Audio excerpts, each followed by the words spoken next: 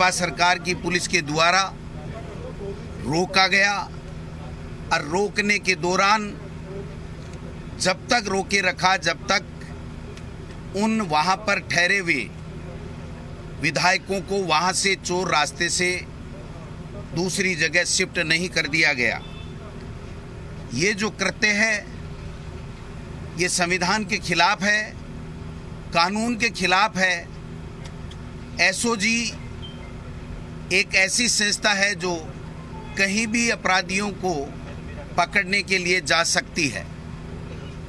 अगर कोई अपराध करके दूसरे स्टेट में चला जाएगा और अगर वहाँ की पुलिस सहयोग नहीं करेगी, वहाँ की सरकार उसको रोकने का काम करेगी, तो मैं समझता हूँ इस देश में कानून राज नहीं रहेगा और अराजकता का माहौल हो जाएगा।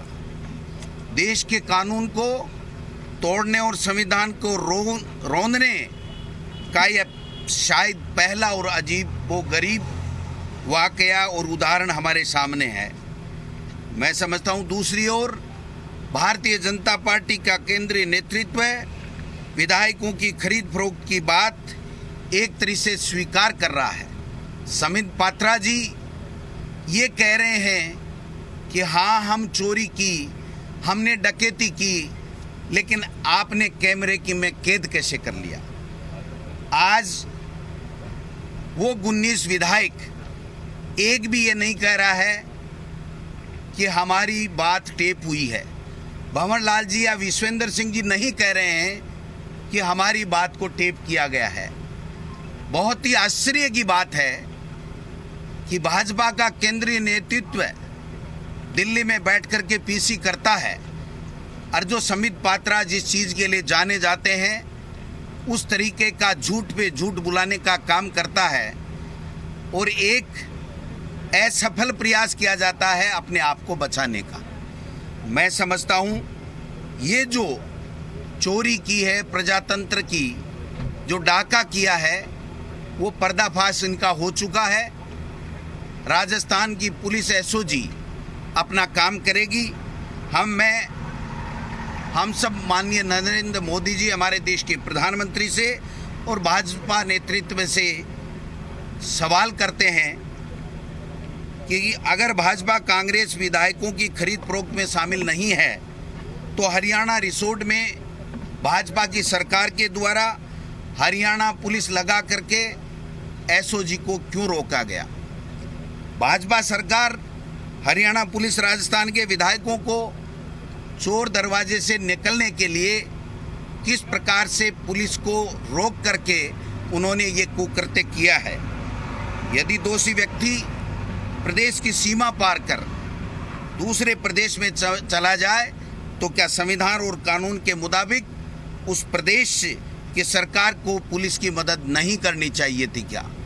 अगर ऐसा नहीं होगा तो एक तरफ तो हम कह रहे हैं कि विदेशों से अपराधियों को जो भाग गए हैं, भगोड़े हैं, माल्या, नीरव मोदी, उनको लाएंगे, और दूसरी तरफ हमारे यहाँ की एसओजी जाती है, स्टेट से सटा हुआ प्रदेश है, वहाँ पर वो पुलिस रोक करके उन लोगों को वहाँ से चोर दरवाजे से निकालने का काम करती है। क्या ये संवैधानिक है? क्या ये सही है? हम पूछना चाहते हैं। क्या सचिन पायलट जी वो उनके साथी कांग्रेस विधायक बताएंगे कि अपने खुद के प्रदेश राजस्थान की पुलिस के ऊपर उनको क्यों भरोसा नहीं है? उनको हरियाणा की भाजपा की सरकार की जो पुलिस है उसके ऊपर कैसे भरोसा है? खट्टर सरकार द्वारा पुलिस का जो सुरक्षा चक्र भाजपा के विधायकों तक को नहीं दिया जाता, वो कांग्रेस के विधायकों पर विशेष कृपा क्यों की जा रही है? मैं समझता हूँ ये जवाब केंद्रीय नेतृत्व को देने चाहिए। मैं अगली बात कहना चाहता हूँ कि भाजपा का केंद्रीय पत्रकार वार्ता इस बात का सीधा सबूत है कि खरीद फरोख्त तो हुई, रंगे हाथों चोरी करते पकड़े जाने पर ऐतराज है।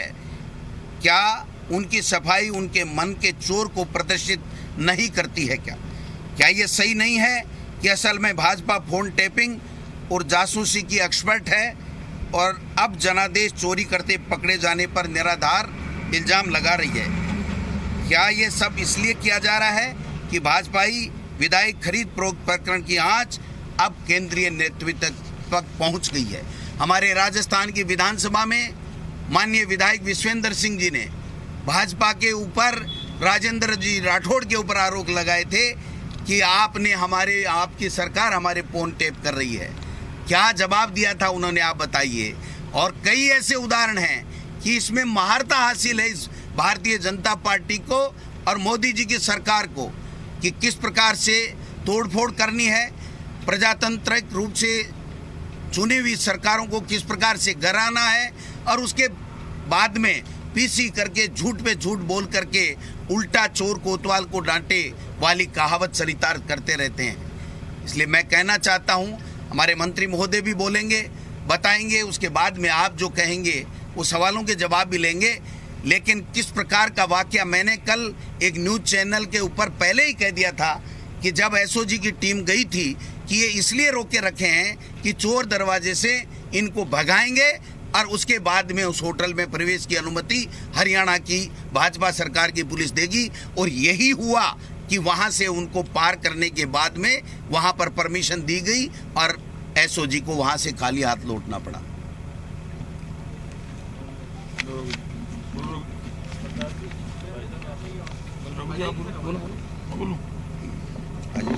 आवाज आ जाए। आपकी आवाज तेज है।